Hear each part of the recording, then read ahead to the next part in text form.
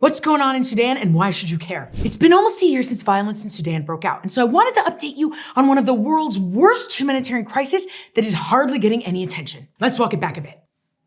Geek out with me.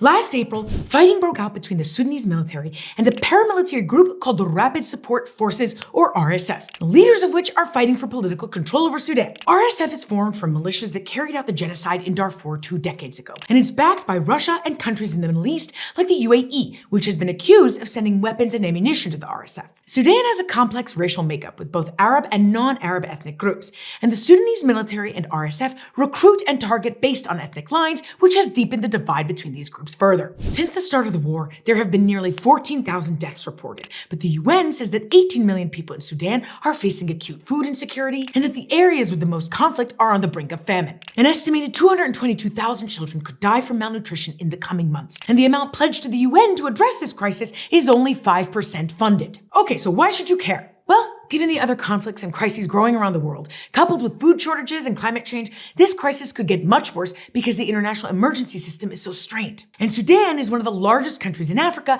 and has 500 miles of coastline on the Red Sea, which is one of the world's busiest shipping routes. So you don't want that whole area to become lawless and a breeding ground for militias, pirates, or terrorists. Multiple attempts to mediate a peace deal have failed, and it's partly because there are too many mediation tracks and different parties arming different groups, but at the end of the day, it's because of the two assholes who lead the Sudanese military and RSF, who each want power for themselves. The US Special Envoy to Sudan is hoping to resume negotiations in April, and I'm hoping that given everything happening around the world, there'll be an added urgency to reach a solution.